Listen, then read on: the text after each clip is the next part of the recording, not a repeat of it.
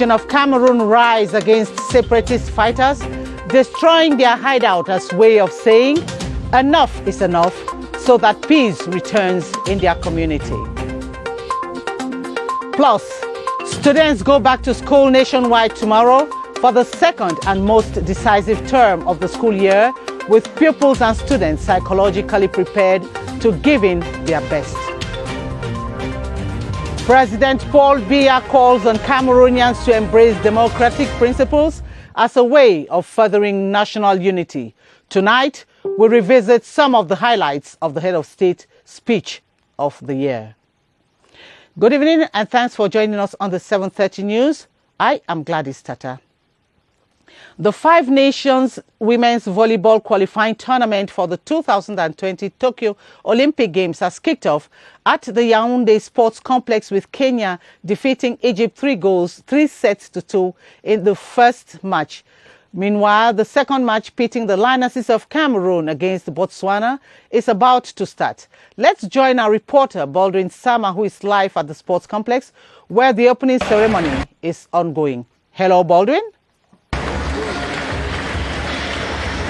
Well, good evening, Gladys. You're welcome to the Multipurpose Sports Complex, where at this point in time, the Minister of Sports and Physical Education, Professor Narcisse Mwele-Kombi, has just arrived here, accompanied by the Minister for Labour and Social Security, Grégoire Wona, to preside over the official opening ceremony of this qualifying tournament for the 2020 Tokyo Olympic Games. At this point in time, we have the match pass for the different participating countries in this competition. There are 5 of them: Cameroon, Nigeria, Kenya, Egypt and Botswana, with the flags of the different participating countries. We have had the first match of the competition that has been played already, where Kenya defeated Egypt in the first match 3 sets to 1. At the official tribune, you can see there is the Minister of Sports and Physical Education. We have some of government personalities and some sports personalities equally, especially the president of the African Volleyball Confederation, to watch this second match of the day. The match highly awaited by volleyball lovers in Cameroon. The match that's going to pit Cameroon against Botswana. You have players of Kenya who just finished playing. They are here in this tribune to watch Cameroon's match equally, and equally players of Team Nigeria there, who are so happy as the name of their country has been pronounced as far as this official presentation of the different participating teams in this competition is concerned. In a couple of minutes, as I said a while ago, it will be the start of the second match of the day, the match to pit Cameroon against Botswana, a match for the volleyball Lionesses of Cameroon to pick their first victory. Well, thanks very much, Baldwin Sama. And Kenya has come from behind to beat Egypt 3 sets to 1 in the first game. Daniele Conde has the highlights of the game in this report. Unable to have their experienced setter Janet Wanja, Kenya struggled in the first set, battling 7-7 5 minutes into the game. But they stepped up 15-14 before Egypt kept the score to move it 22-21 and eventually won the first set 25-23. Conscious of their status as All-Africa Games gold medalists, Kenya tore apart the Egyptians 25-15 in the second set. The third set saw the Kenyans winning 25-21. The 9-time African champions capitalized on spiking with bigger percentages in right and middle attacking.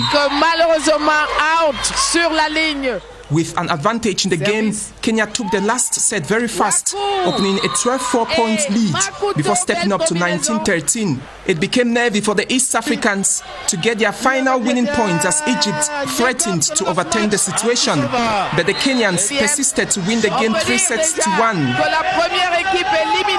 And away from sports, the population of Bali Combat in the Ngokitunja division of the Northwest region has revolted against the excesses of separatist fighters in their village. The uprising, which was staged on January 2, saw the population destroying the hideout and seizing the weapons of the separatist fighters. As we hear in the following report by our Northwest Bureau correspondent, Ngonige Shwaibu Shari, the SDO of Ngokitunja has called on the others to emulate the example of Bali Combat. These are the people of Balikumbat village who came out in their numbers, chanting their oneness and resolve to free themselves from separatist fighters, whom they now see as their tormentors.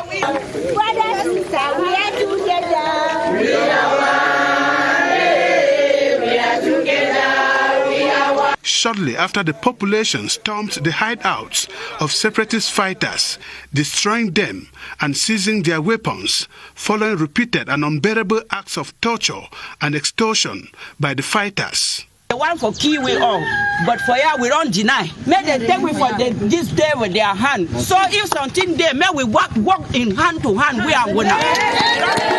The population gave a hero's welcome to the forces of law and order, who came to galvanize them in their effort and resolve to weed out troublemakers from their land. Today, as I see Kaki, I be happy.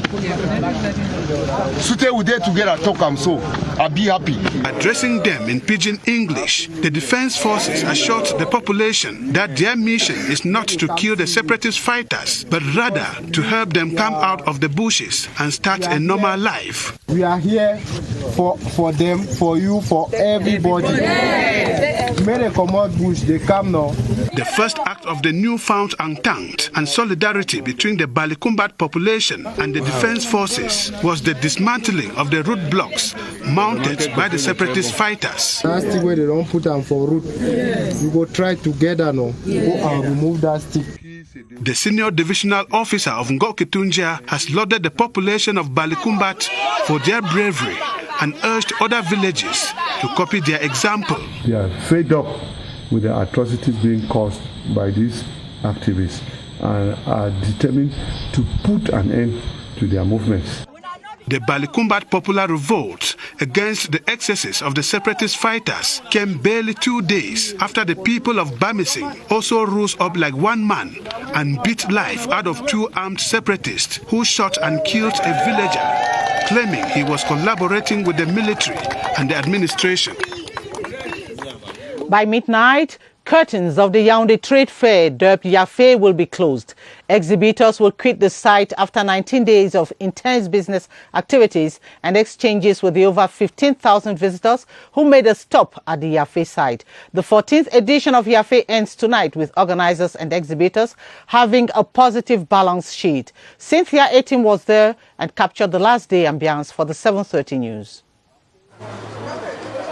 The merry-go-round was one of the most attractive games for kids who turned out at the 14th edition of the Yaoundé Trade Fair, popularly known as Yafe. It was a time to make children happy, create love and help parents tighten bond with their children. Besides entertainment, B2B exchanges and other economic activities were on the spotlight. To the organizers of Yafe 2019, it has been a successful event. We have as objective to make the people happy during end of year, and that's just what we've been trying to do over the years. We were expecting 250,000 visitors for this edition. That was our target.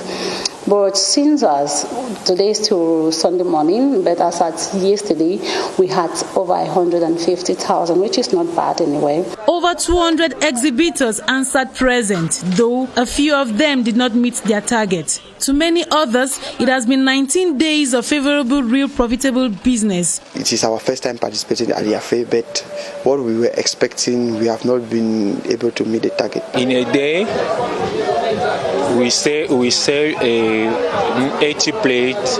I'm very happy. We are extremely satisfied.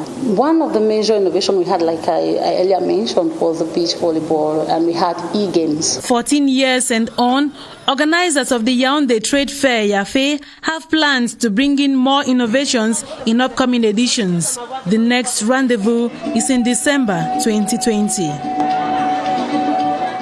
And you are watching the 7:30 news live from Studio 5 of the CRTV here at the Production Center in Balato.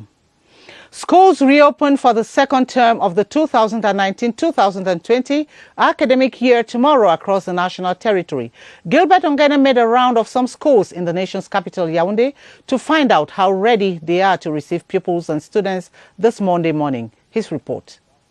Cleaning of the floor, dusting of tables, a new coat of paint where necessary. This is what welcomes us at the Government Bilingual High School, Coleton, as to school resumption for this second term. It's important for us to receive our students in the clean school because the orientation of our ministry is clean school.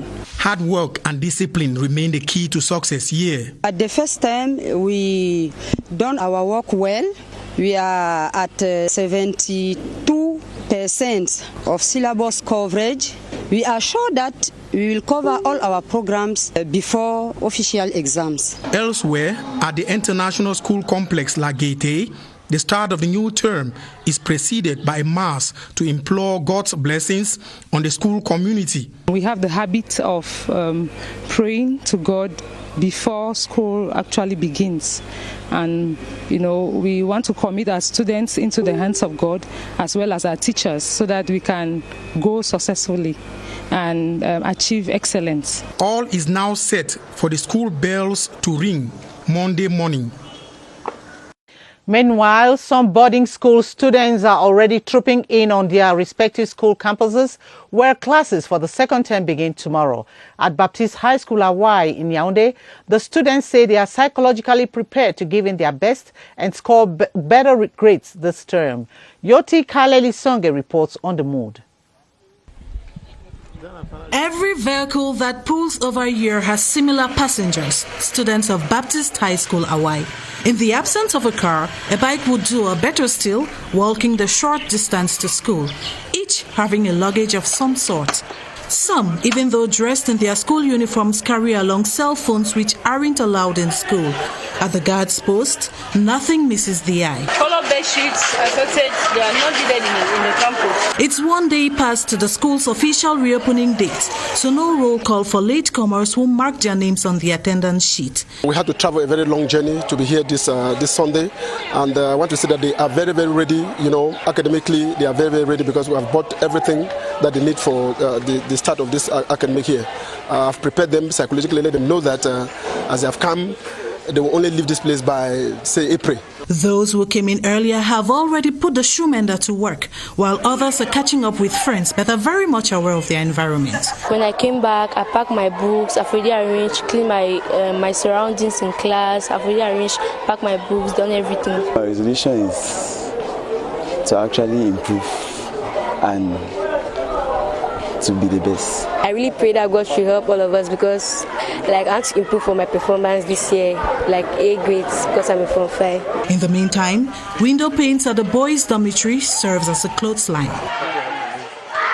As students prepare to resume classes tomorrow, Monday, some parents have been preparing them psychologically and giving them tips on how to succeed after the short Christmas break. Our reporter Joyce Tata visited some houses in the nation's capital and captured the atmosphere a few hours to school resumption. Few hours to school time, the fancy hairstyles have disappeared. It's time to get ready for school. Also a time for last calls to friends and family before diving into school lessons, just like little Daniel and Emmanuel. My holidays was fine because I learned what I didn't have the time to learn during the first term. And I'm sure that when schools will start, I will be the first of my class. I am ready for school tomorrow.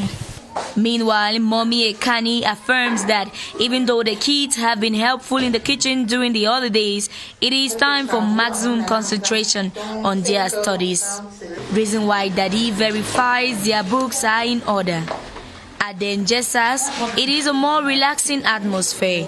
The kids are all set, but for Alexandra, who still has some unfinished business.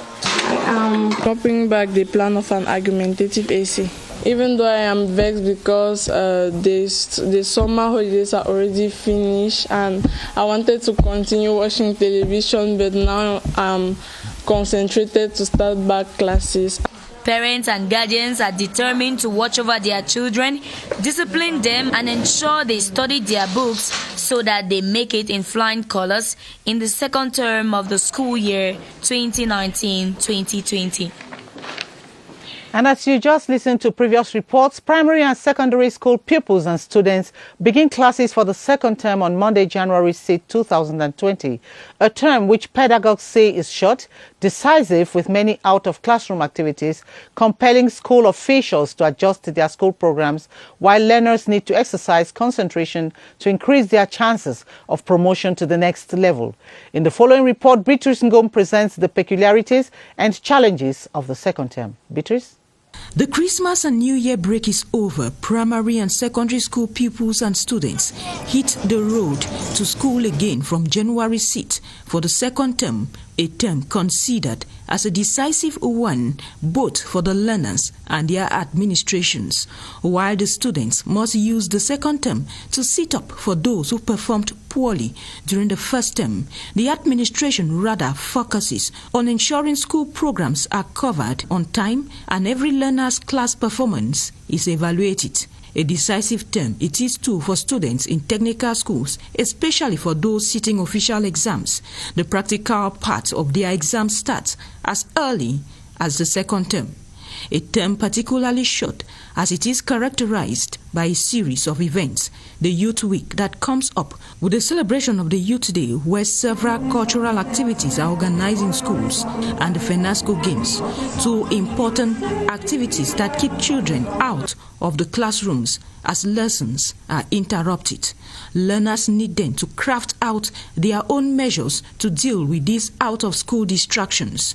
They are expected to study more at home and seek assistance from their teachers when certain lessons are not well assimilated. Pedagogues thus say the second term is short, intense and marked by several activities, yet total concentration from learners will help them secure their promotion or ticket to the next level.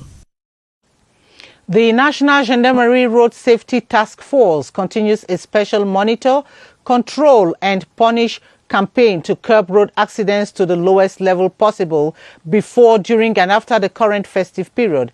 This weekend, different teams are on all major road accesses across the country, tracking down all delinquent road users, while at the same time carrying out sensitization and education where necessary. Kilian Dandifon on the Yaoundé-Bafoussam National Road number 4 Saturday and brought back this report for the 7:30 news. Like this lady and the family going for the burial of one of theirs, caught in a situation of overloading, many are those who put emotions before their safety. You can have many cases of social situations, but the more important is for people to be aware. They should prepare themselves when they go to funerals. They can take more cars. People should not be overloaded inside the car because there is a funeral. The Yaoundé-Bafoussam National Road number 4 is the weekend target of the National Gendarmerie. That road is particularly intense in terms of circulations.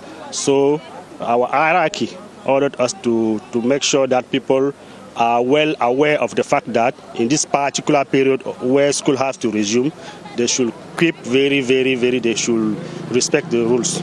There was this case of resisted influence peddling of a car with no insurance. You cannot still going on that way. The vehicle without insurance should be stopped, and we open a trial against the man who drives the car without insurance. It's not possible. It's illegal. The Monitor, Control and Punish campaign of the National Gendarmerie Road Safety is in for zero tolerance for delinquent road users. Democracy is a political system of government which entails rule by the people through the exercise of their power by voting.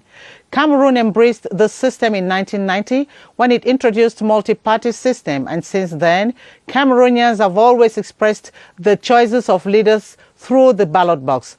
In the following report, Emanuela Vemioy highlights the principles of democracy. From its origin in ancient Greece in the years before Christ, democracy found its home in Cameroon in the 90s with the introduction of multi-party politics This system of government has over the years given citizens of Cameroon power to rule by electing those to govern them through direct universal suffrage or by allowing a selected few to represent the views of the minority. October 7, 2018 saw the exercise of this power to make laws by voting to elect their president.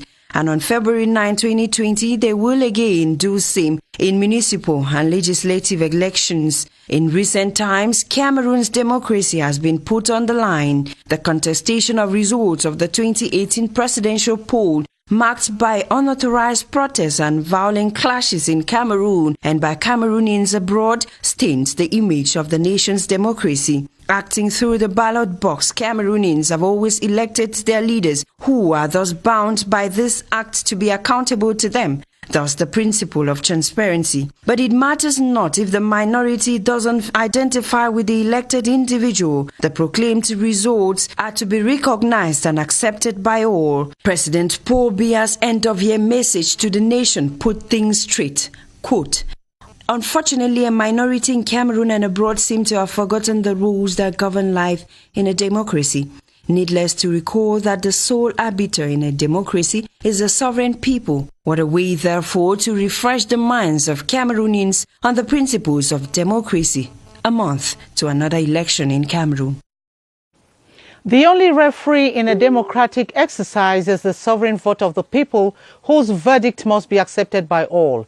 This is one of the issues President Paul Biya addressed in his New Year speech, referring to what he described as a small group of people who think otherwise. In the following report, Kilian Dandifon comes back on the speech of the president, who says, like every other game, democracy must be regulated.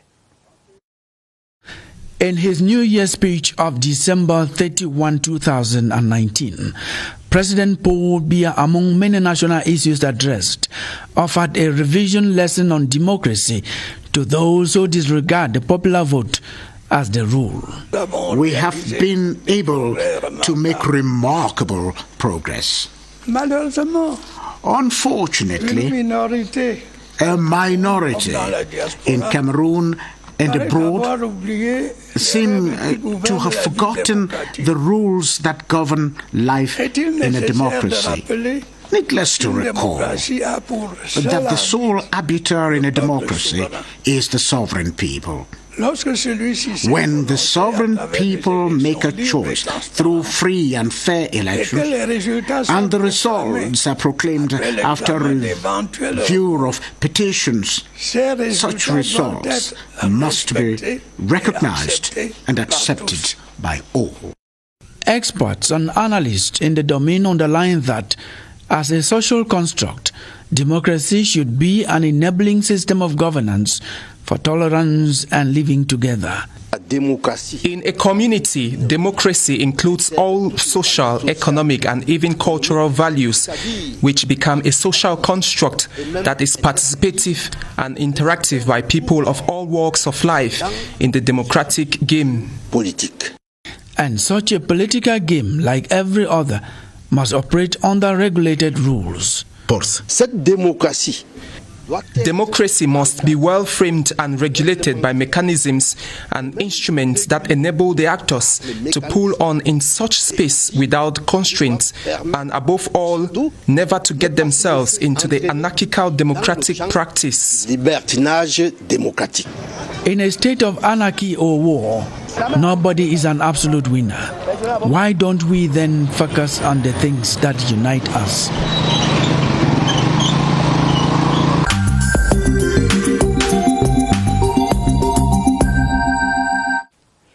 Our voyage of discovery takes you on a tour of the Moturwa Bajava archaeological site, a place which nurtures art of a distant age, granite copules and stone monuments. By what will first sweep you off your feet is the huge heaps of granitic rocks that have marveled even its present inhabitants. The Giziga people believe that only God could have displayed the rocks in such a spectacular manner. Thus, they named it Finger of God. Beatrice Lasamba takes us to experience the culture, history and science of this destination in the far north region of Cameroon. As you head to Marua from Garua, these 700 meters high gigantic rocks standing one on the other will get you out of your car. Muturo Bajava, a place with such outpour of rocks that takes your breath away, is as old as the 13th century, according to archaeological findings. Nicknamed the Finger of God due to the spectacular shapes of these rocks, the natives treat it as a shrine and offer sacrifices each year to their ancestors. Muturua Bajava, one of Cameroon's most spectacular archaeological sites, the land of the Giziga people who settled here about 5 centuries ago and referred to this place as rocks blessed by God as it provided them shelter from warlords and epidemics. The belief that this is a sacred place has led the population to adopt friendly attitudes towards the rare species of animals said to be living in the caves here. But Muturua Bajava's marvels are not just limited to the rocks. Hundreds of grinding cupules greet you as you step foot here, used in a very distant age to grind native foods like sorghum and millet. En ce qui concerne l'apparition de ces trous. Concerning the appearance of these holes, there are several interpretations, but we know that they are purely a product of human activity. There are oval diggers used to make these cupules, and as time goes on, with the grinding of grain, they progressively grow deeper. At a certain stage, they are abandoned because they have become too deep and no longer practical to use. Muturo Bajava has tracks of that distant time, human bones exposed by farming activities, a megalith, a stone monument which depicts an age-old worship practice, pottery fragments littered all over to further confirm it is an old settlement. It is not clear who were the first settlers. The Gizigas claim they are. Research is still going on to confirm this. Meanwhile, there are suggestions that this archaeological site be named a live archaeological museum to preserve its rich culture. We stay in the Far North region where defense and security forces over there have thanked God for his worry in their lives. This was during a special Thanksgiving Mass at the Our Lady of Assumption Cathedral, officiated by His Lordship Bruno Ateba Edo, Bishop of the Mokolo Diocese in Marwa. Henry Tato Ekambi has the details. Defense and security officials in the Far North and the Christians of the Our Lady of Assumption Cathedral, Funange Marua, thanking God in songs for his mercies in the lives of the men in uniform working in the region.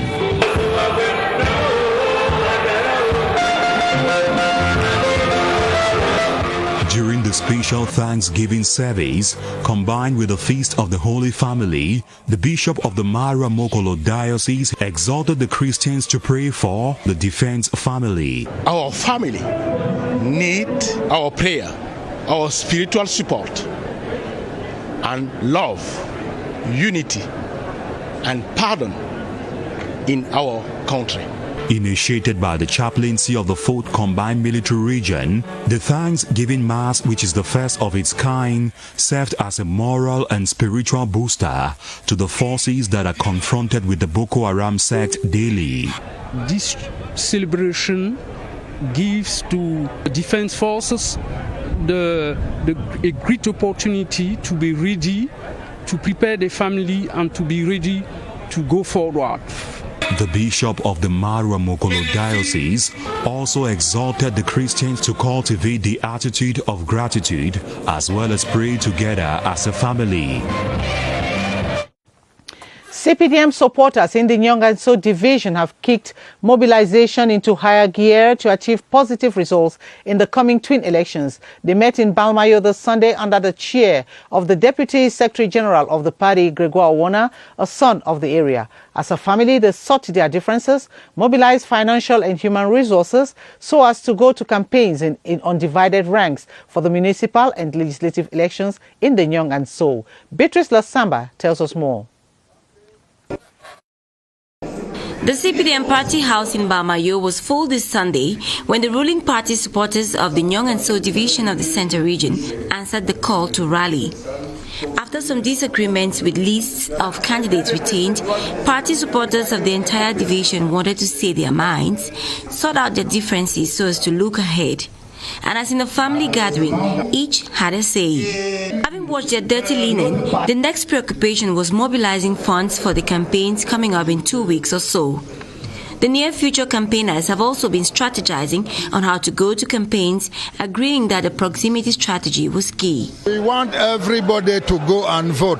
The competition will be very fair in Yong-Esu. The CPDM may be standing alone in Bamayo, the elite and Deputy Secretary General of the Central Committee, Gregoire Wona, said, but the party has a challenge to convince all registered voters to plebiscite for the party's 170 candidates for the February municipal and legislatives.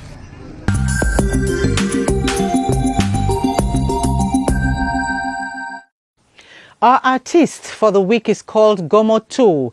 The young musician who hails from Moya in the southwest region uses music to encourage youths to hold on to their dreams. The musician has disclosed that he will release his first album in the weeks ahead.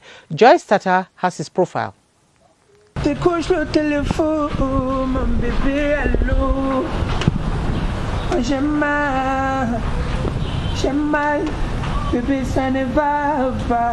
If Gomez can sing today in front of a camera, he says it is all thanks to a close university friend who spotted the talent in him while in Boya studying journalism and mass communication, and today turned to a star. They forced me to record my first song. They paid for it. To God, like Dice took me to the studio and I recorded a verse. Gomez is a dreamer. Gomez is an innovator. Gomez wants to be like an inspiration to other youths. His first song, titled Beauté Africaine, was dedicated to his mom, and he has released some other songs like Ça ne va pas topping the list. And the views are crazy and the comments are coming from all over Africa. Like we have from Côte d'Ivoire, Togo, from Gabon. Gomez has equally been rubbing shoulders with other renowned artists like Mr. Leo to keep building the vision. Mr. Leo is my boss. He created a record label called Lion Production, and I'm the first artist he signed legally. I work with Blaise B, I work with Salatia. Those people are so happy working with me. Even though this successful already, the young urban music artist says he still has a lot on his plate for the future. I have an EP coming up in January of 4 songs. That will be like a definition of Gomez. Ça ne va pas, but Gomez is telling you out there that you could accomplish that dream of yours provided you believe in yourself just like he did. I no go do you, Connie, yo. I love you guys, it's Gomez. Well, that's the package we put together for you for the 7:30 news. Do join Atabadine Umar in under 30 minutes for Leventer Trend. And you will be in the company of Moki Edwin Kinzakas from tomorrow for the 7:30 news. And take the rendezvous with me as from Friday for the news. Until then, the technical crew join me in wishing you a pleasant week. Bye for now. Good night.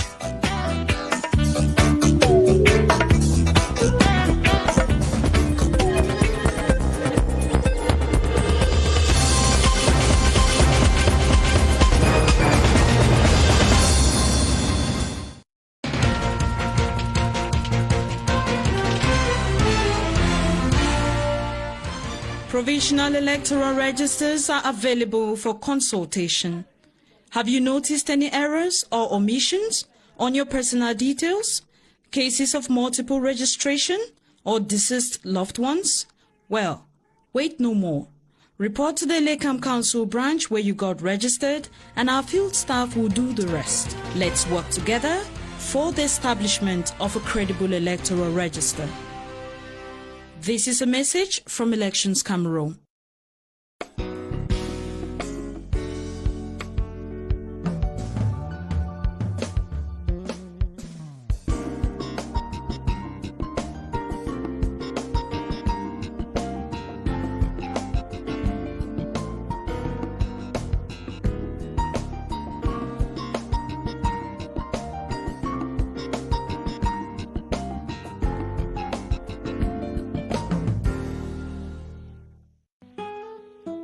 Sur les hauteurs du quartier Ngoussou à Yaoundé, le centre hospitalier de recherche et d'application en chirurgie endoscopique et reproduction humaine, CRACER.